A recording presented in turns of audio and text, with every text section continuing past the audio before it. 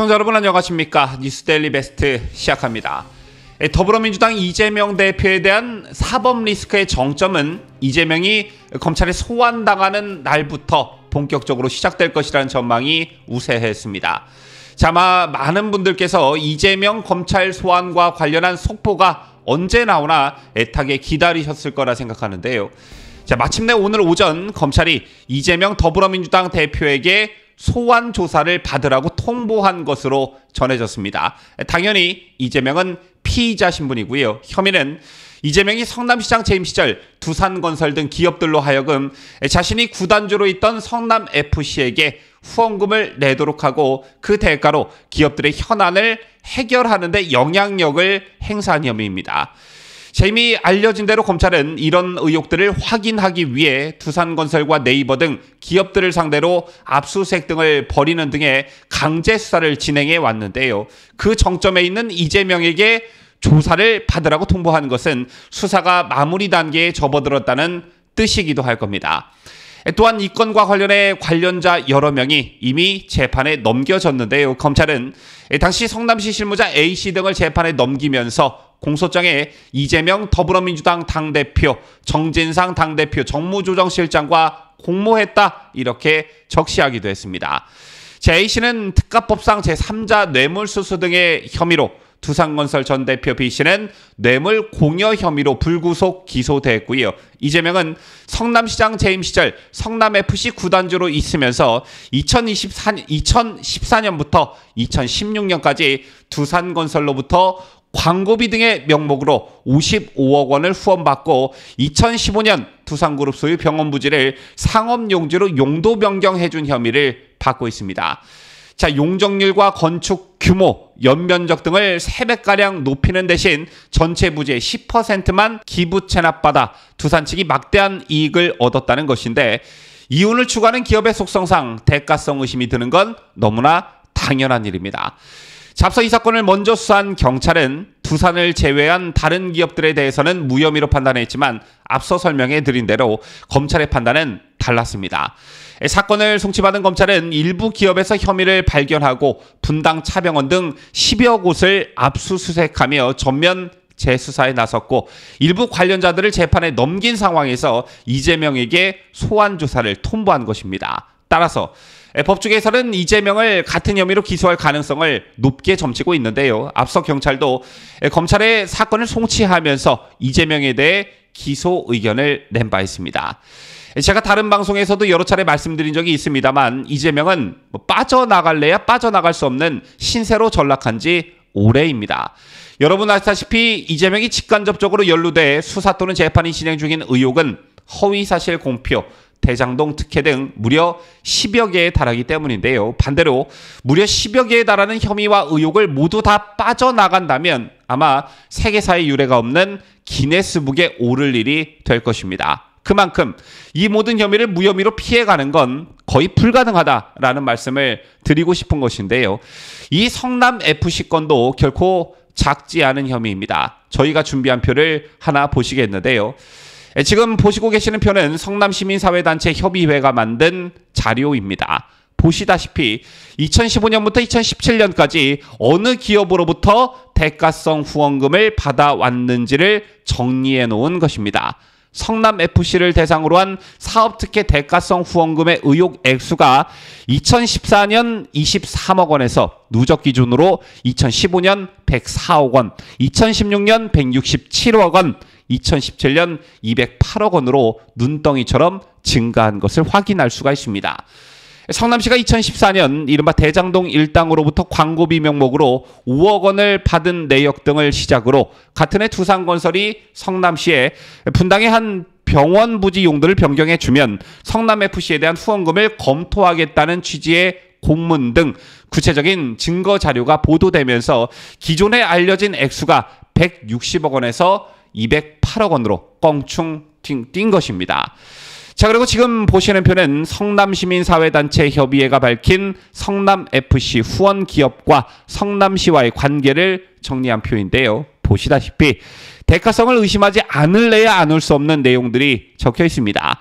차병원은 분당경찰서 부지 용동 변경 문제가 있었고, 네이버는 제2사옥 건축 허가 및 고속도로 직접 진출입로 민원 해결 문제가 있었습니다. 그리고 두산건설은 2015년 11월 정자동 병원 부지 의료시설을 업무시설로 변경하는 문제와 용적률을 약 3배로 상향하는 문제가 있었습니다. 그리고 농협은요, 2조 3천억 원대 성남시 금고와 관련해 계약을 연장하는 사안이 있었고, 알파돔시티와 현대백화점도 민원과 관련한 사안이 역시 있었습니다. 자, 무엇보다 후원 기업 중 푸른 위례 프로젝트와 두산건설의 이목이 쏠리는데요. 2014년 성남FC에 두 번째로 많은 광고 후원금을 낸 푸른 위례 프로젝트는 이른바 대장동 사건으로 재판을 받고 있는 남욱 변호사와 정영학 회계사가 동업자 정재창 씨와 함께 위례 신도시 개발 사업을 추진하면서 설립한 건설 개발사입니다. 또 두산건설의 경우 2015년 3억 3천만 원, 2016년 20억 원, 2017년 22억 원으로 총 45억 3천만 원의 후원금을 성남시에 건넸는데요. 두산건설은 신사업 건립을 위한 성남시 분당구 병원 부지 용도 변경의 연결고리가 후원금까지 내용이 이어져 수사당국의 집중 수사 대상이 되기도 했습니다. 업무시설로의 용도 변경 요청 성사를 전제로 한 대가성 후원으로 볼 소지가 다분한 대목이기 때문이지요. 용도 변경 건의를 10년 넘게 받아들이지 않았던 성남시가 두산그룹에 특혜를 안겨준다는 비판을 무릅쓰고 방침을 바꾼 이유가 과연 무엇인지, 이것 한 가지와 후원금을 유치한 데 따른 성과급 지급 과정, 그리고 후원금의 용처, 이렇게 세 가지 정도가 이 사건의 핵심인데, 특히 수사팀은 이재명 측근으로 꼽히는 이모전 성남FC 마케팅 실장이 두산 측에 먼저 후원을 요청한 정황을 파악한 것으로 알려졌습니다. 자, 지금까지 성남FC 후원금 의혹의 핵심은 무엇인지 간략히 짚어봤는데요. 이재명 더불어민주당 대표에게 꼬리표처럼 따라다니는 말이 있죠. 바로 사법 리스크라는 말인데, 사법 리스크란 범죄 혐의로 유죄 확정 판결이 날 경우 짊어지게 될 법적, 정치적 리스크를 말합니다. 유죄 확정 판결이 나면 이재명, 더 나아가 민주당이, 더불어민주당이 도대체 어떤 처지가 되기에 사법 리스크라는 말이 나오게 됐을까요? 제게 알려진 대로 더불어민주당은 이재명을 사법 리스크에서 보호하려고 겹겹의 방탄장치를 마련해놨습니다. 그런데 결론부터 말하면 유죄 확정 판결이 나면요, 그 방탄은 정말 아무런 쓸모가 없게 됩니다. 그리고 당 전체가 이재명 방탄에 올인했던 민주당도 몰락의 길을 걷게 될 게 자명한데요. 왜냐하면 민주당에게 있어 이재명은 2027년 더불어민주당의 유력한 대선 후보이기 때문입니다. 그런데 정작 피선거권 박탈로 이재명이 2027년 대선에 출마하지 못하게 된다면 이재명의 정치 생명은 물론 더불어민주당도 적지 않은 타격을 받게 되는데요. 이러니 사법 리스크라는 말이 안 나올 수 없겠죠. 사법 리스크를 피하기 위해선 김문기 처장을 몰랐다는 허위사실 공표 혐의를 무죄 판결로 넘어야 하고, 백현동 부지 용도 변경을 국토부의 협박 때문이라고 한 허위사실 공표 혐의라는 큰 산도 넘어야 합니다. 뭐 또 그럴 일은 없겠지만 이재명이 어찌저찌해 이 공직선거법 위반과 관련해 무죄를 선고받는다고 해도 넘어야 할 산이 또 있는데요. 그중 하나가 앞서 설명해드린 두산건설의 성남FC 축구구단 후원금과 관련한 제3자 뇌물 공여 혐의 사건이고요.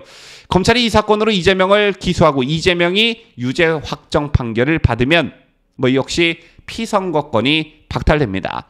또 어찌저찌 우리 조와 좌파 판사를 만나 이건 역시 무죄 판결이 나도 이재명의 사법 리스크는 가라앉지 않습니다. 왜냐? 이재명이 넘어야 할 산이 줄줄이 기다리고 있기 때문인데요.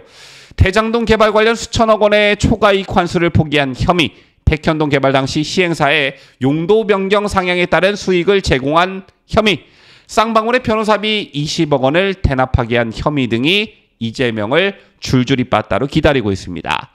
이재명이 이 사건 중 어느 하나라도 기소돼 유죄 확정 판결을 받게 되면 역시 5년에서 10년간 피선거권이 박탈됩니다.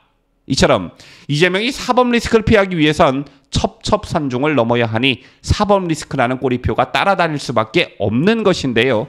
그저 썩은 동아줄을 잡고 있는 170명에 달하는 민주당 의원들과 개딸들이 한심할 따름입니다. 지금까지 저는 자유대한민국을 수호하는 뉴스데일리 베스트 민앵커였습니다.